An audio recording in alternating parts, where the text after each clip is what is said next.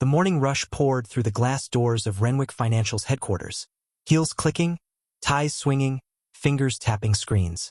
No one noticed the older black man in the gray maintenance uniform. Not really. He walked with a slight limp, holding a small clipboard. The badge on his chest read M. Ellis, laminated and faded. A security guard gave him a nod, automatic, distracted. Another employee brushed past without looking up. He stopped near the elevators and looked around. Tall ceilings, gleaming floors, chatter echoing up through glass rails. He remembered this lobby from when he'd first visited it in a tailored suit, nearly 4 decades ago. Then, he'd been the youngest analyst in the firm. Today, no one recognized him. A young associate, maybe mid-20s, coffee in one hand, AirPods in, gave him a side glance and wrinkled his nose.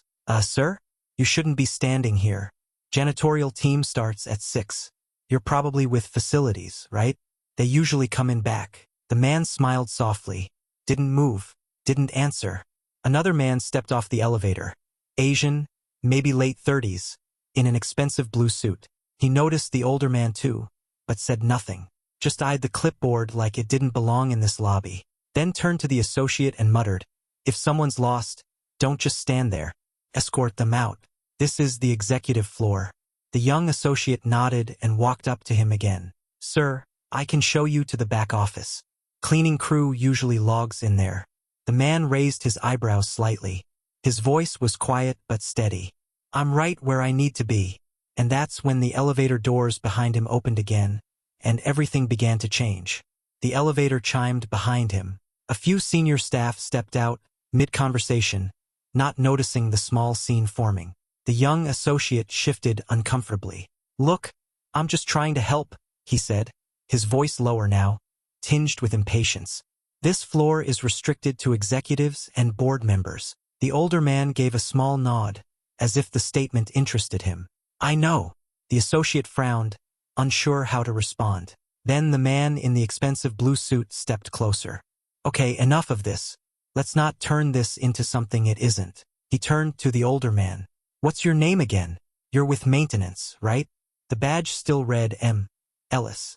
But the man didn't answer. Instead, he asked, "And you are?" The man stiffened. "David Wong, Senior Vice President, Strategy Division."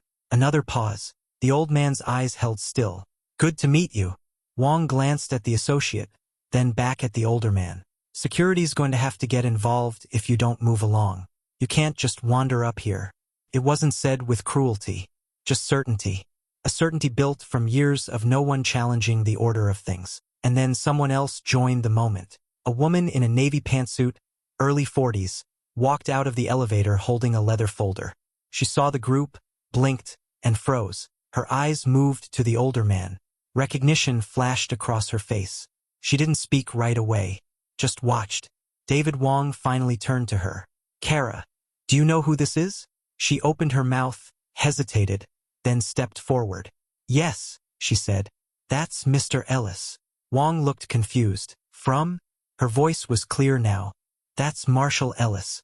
As of this quarter, he's our new chief executive officer." Silence. Utter stillness. The associate's mouth parted slightly. David Wong's shoulders twitched as if struck. Neither moved. And the man in the gray uniform?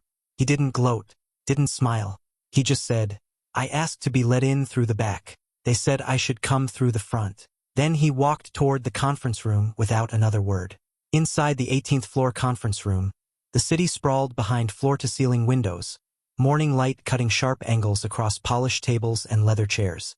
Marshall Ellis stood near the head of the table. He didn't sit. Executives trickled in, talking in hushed tones, confusion behind their professional smiles. A few had read the announcement last month, something about a new CEO with decades of experience, a turnaround specialist with roots in the company. But no one expected this man. Not dressed like that, not arriving alone. Kara stood near the back of the room, arms folded. She didn't say much. She didn't need to. She'd worked with Ellis before, years ago when she was still trying to prove herself. She knew what came next. David Wong entered last.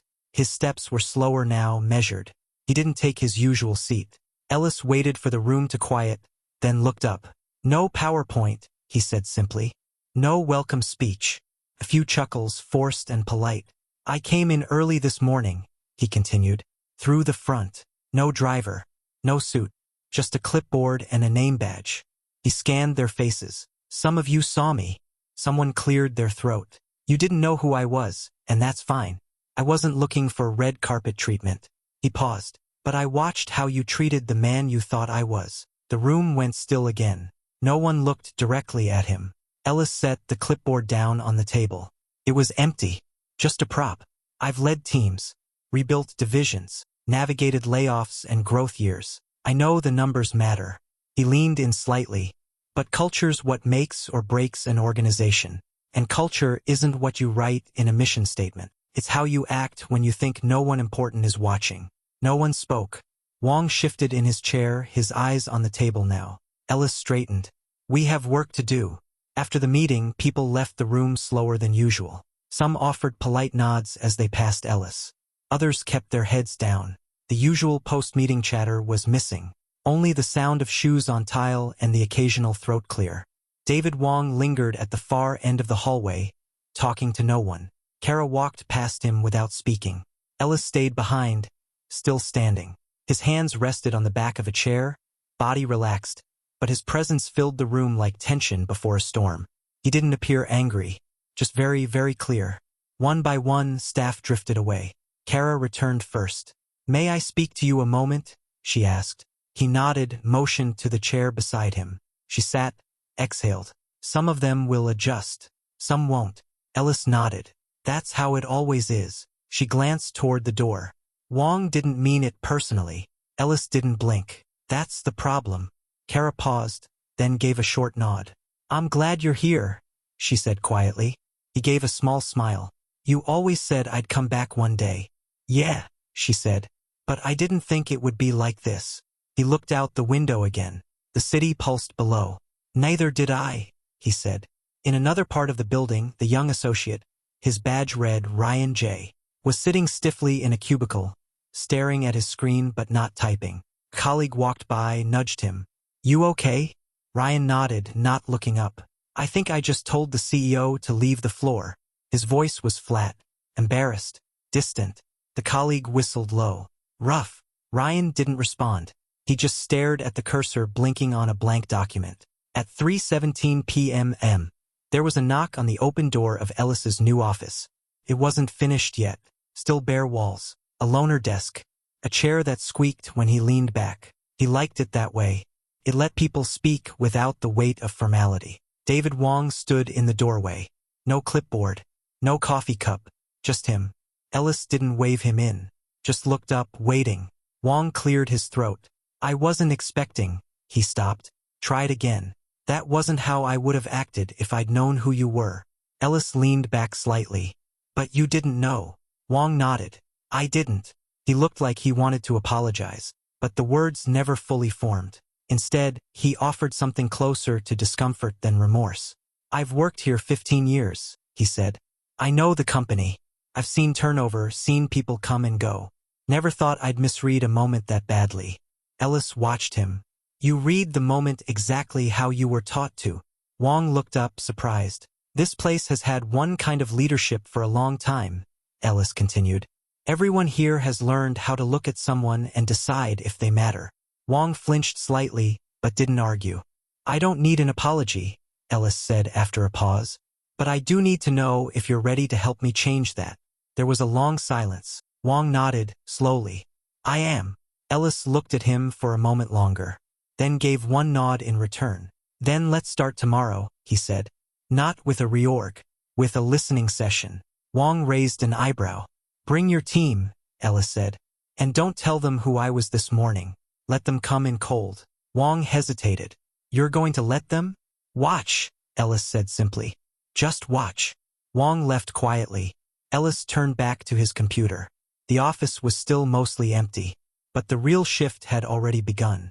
The next morning, the conference room felt different. It was the same glass box as yesterday, same chairs, same panoramic view. But the mood was uneasy. Staff trickled in quietly, mostly middle managers, analysts, and a few senior execs who hadn't looked Ellis in the eye the day before. They knew it was a listening session. What they didn't know was that the man sitting near the end of the table, a again in a plain gray sweater, was the CEO. He didn't sit at the head, didn't introduce himself. He just listened. First came the safe comments, workloads, inefficient systems, office snacks. Then someone said, honestly, leadership's always felt a little distant, like we're seen but not really known. That opened the door. Another manager said, there's a real culture of image here. You dress the wrong way, walk in the wrong door, you're invisible. A younger woman added, if you don't look like the last 5 VPs, you don't get noticed. You get boxed in. Wong sat at the far end, watching. He didn't speak, just observed. No clipboard, no laptop. Ellis kept his eyes on whoever spoke. No notes, no reactions, just steady, undistracted attention. Finally, one voice asked, who organized this? Wong looked to Ellis. Ellis leaned forward slightly. I did. Pause. You're? He nodded. Marshall Ellis, CO. The shift in the room was instant. Some straightened.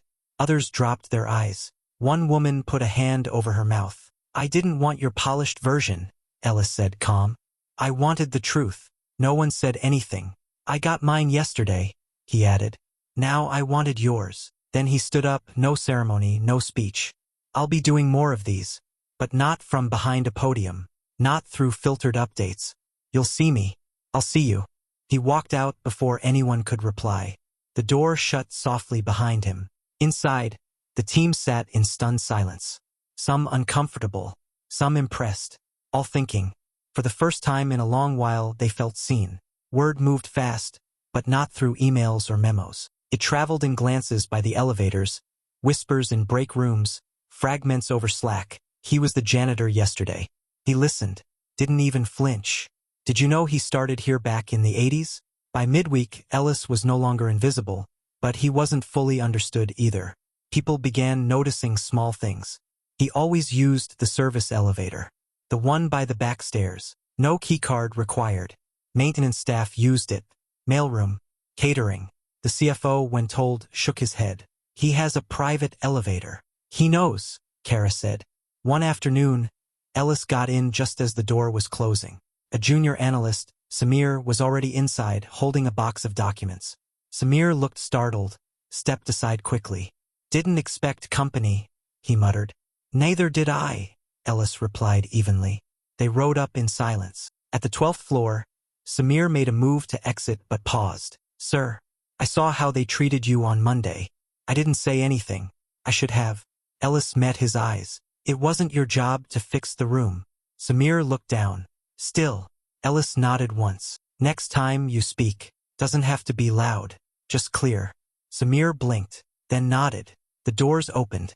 Ellis didn't get off. He just said, that was a good first step. As the doors slid shut, Samir stood frozen in the hallway. Small moments, quiet corrections, the kind that build something real. Thursday morning, 9:02 a.m. The executive board met behind a thick oak door on the 19th floor. Ellis entered last. Same gray sweater. No assistant. No binder. The usual pre-meeting chatter faded as he took a seat, mid-table, not at the head. A few executives glanced at each other, unsure whether to start.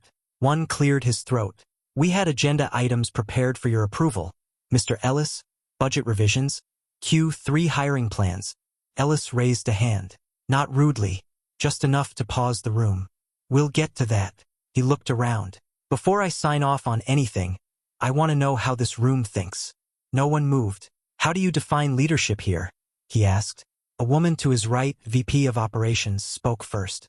Execution, clear goals, deliverables, results, someone added. Shareholder value. Ellis nodded slowly, then asked, how about dignity? Silence. He waited. Because when I walked through your building on Monday, he continued, no one asked about my goals. No one asked about deliverables. They looked at my clothes, my posture, decided I didn't belong. A long pause. I'm not telling that story for sympathy. I'm telling it because it exposed something. You've built a company where judgment comes first, where power talks and perception decides. Someone shifted in their seat. Ellis leaned back, calm, steady. That culture doesn't scale. It rots. He stood up. You want to grow this company? Then we grow past the reflex to measure people by suits and titles. Start there. He looked around once more, then left the room. The door shut behind him. No raised voice. No accusation. Just truth. Left hanging like a weight none of them could put down.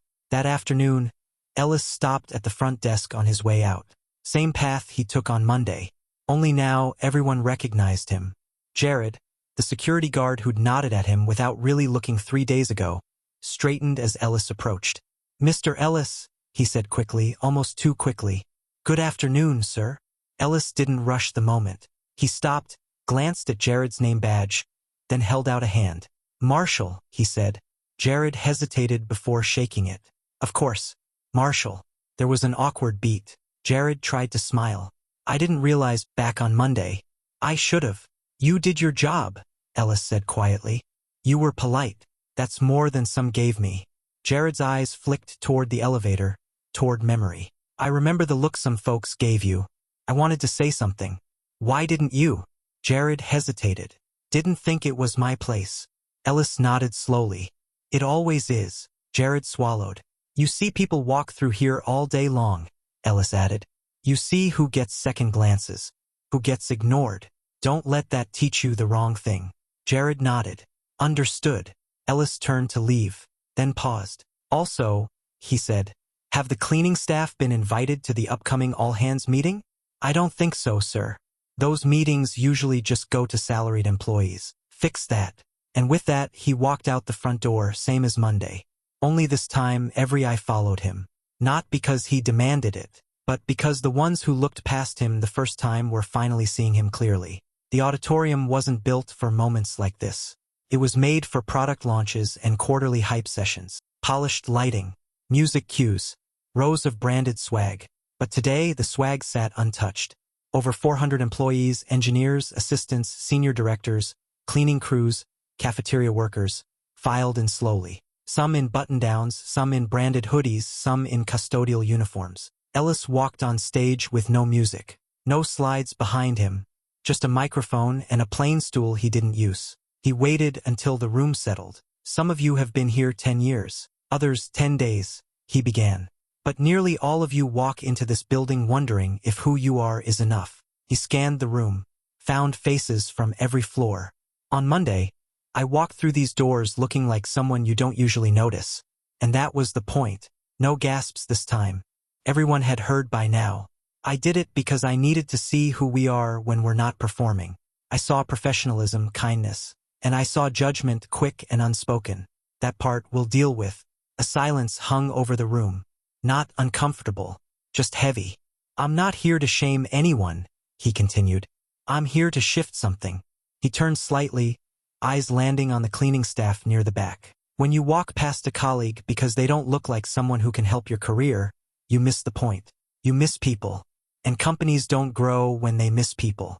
He paused. "This room holds every job title in the company. But today we're equal. Because culture doesn't start at the top. It starts in rooms like this. No clapping. Not yet. Just quiet listening. Exactly the kind of silence that makes people think harder than applause ever could." Later that day, the cafeteria was unusually quiet. People spoke softer. They noticed who they sat next to. Not out of fear, out of awareness. Out of something that had shifted but couldn't quite be named yet. Marshall Ellis walked in with a tray like everyone else. Turkey sandwich. Apple. Water. He didn't head for the executive table. Instead, he sat beside 3 women from facilities and 1 mailroom clerk. They froze at first, unsure if they should move or speak. He gave a small nod. "Mind if I sit here?" They stared, then nodded quickly. "Of course." No titles, no fanfare. They talked for 15 minutes. About the vending machines needing restocking. About someone's son applying to college. About how early the building gets cold on the east side. Not once did he bring up policy. Not once did he mention performance. When he stood to leave, one of the women, Maya, her name tag read, looked up. "Mr. Ellis," she said softly, "why are you doing all this?" "Really?" He looked at her. "Because someone once told me I didn't belong in rooms like this," he replied. "And now I make sure everyone does." She didn't speak, just nodded, slowly. He walked out the same way he came in. A man with power he didn't use to distance himself. And a message he didn't have to repeat, because now it was spreading without him. Friday morning. Same service elevator. Ellis stepped in. This time he wasn't alone. David Wong was already there, holding a coffee in one hand and a folder in the other. He hesitated when he saw Ellis, then nodded. "Morning. Morning," Ellis replied, calm as always. They stood in silence for a moment before Wong spoke again. "I've been thinking a lot about Monday." Ellis didn't respond, but didn't interrupt. "I assumed," Wong continued, "not because I meant harm, just because it was easy." Ellis turned to him. "It's always easy," he said. "That's what makes it dangerous." The elevator kept moving. Wong swallowed. "I talked to my team, told them about what happened, about how I handled it, told them I got it wrong." Ellis raised an eyebrow. "They surprised?" "Some weren't," Wong admitted. "Some said they felt it too, just quieter." Ellis looked ahead. "Then it's not about me anymore," he said. "It's about what happens next." Wong nodded. "I'd like to be part of fixing it." "You already started," Ellis said simply. "Now keep going." The elevator doors opened. They both stepped out. Different pace, same direction. This time they walked side by side. No one stopped to stare. But everyone noticed. That evening, just before 6 p.m., a company-wide email appeared in every inbox. Subject: 1 week in. It was from Marshall Ellis. No corporate language. No bullet points. Just this. "To the team. When I walked through our front doors on Monday, most people didn't know who I was. That was by design. I spent this week listening, observing, and learning. What I saw was a company full of talent, but also habits. Habits that exclude without malice, that assume without pause, that judge without intent. Those habits don't make us bad, but they don't make us better either. We're going to change that. This isn't about guilt or blame. It's about awareness, about becoming the kind of place where your value isn't measured by your wardrobe, your job title, or how well you fit. You'll see changes soon in training, in hiring, in how we promote. But more important than any policy will be the everyday decisions. Who you include, who you speak to, who you stop and truly see. Thank you to those who showed me who we really are this week, especially when you didn't know you were showing me. Next week, we begin again, together. Marshall. There was no image, no digital signature, just words, and a silence that settled in long after people closed the message. Because the truth was, everyone remembered where they were on Monday, and they'd never walk through that front door the same way again. A week later, the lobby felt different. People held doors for each other, looked up from their phones, said good morning to staff they used to pass without noticing. Jared, the security guard, had a new desk partner. She was younger, newer, and watched him greet each person by name. "You always know who's who?" she asked. "Didn't used to," Jared replied. "Now I make it a point." On the elevator, a woman from accounting struck up conversation with a facilities worker she'd seen for years, but never spoken to. It wasn't awkward, just overdue. At 8:17 a.m., Marshall Ellis walked through the front door. Same gray sweater, same calm pace. He wasn't testing anyone this time. He just wanted to see what stuck. People greeted him without stumbling over titles. Some smiled. A few nodded with a respect that had nothing to do with fear. Kara joined him in the hallway near the executive wing. "Things feel better," she said. He didn't smile, not fully. Just replied, "They feel awake." She nodded. "That email changed something." "No," he said. "The people did." And then they walked together into the next meeting. No fanfare, no announcements, just a normal Monday. Only it wasn't, because from now on they all knew. A man in a gray sweater could be the one who signs their paychecks. And anyone deserved to be seen. 3 weeks later, no press releases had gone out. No magazine articles. No viral LinkedIn posts. But changes had taken root. The executive floors started rotating lunch tables, VPs sitting with interns, engineers with admin staff. At first it felt forced. Then it felt normal. The facilities team got invited to monthly planning meetings, not for optics, but because Ellis insisted every voice shaped experience. And Ryan, the young associate who tried to redirect Ellis to the back door, quietly requested a transfer. Not to escape, but to grow. He joined DEI initiatives, attended the listening sessions even when they weren't mandatory. He never asked for forgiveness. He changed instead. One afternoon, Ellis found a note on his desk. Handwritten. No name. "Thank you for letting us see ourselves. I think we're better now because we flinched first." He tucked the note into the front pocket of his leather folder and said nothing about it to anyone. The next morning, Ellis stood again in the lobby. No speech, no event, just a moment, a custodian pushing a mop cart past him. The man paused, nodded. Ellis nodded back. That was it.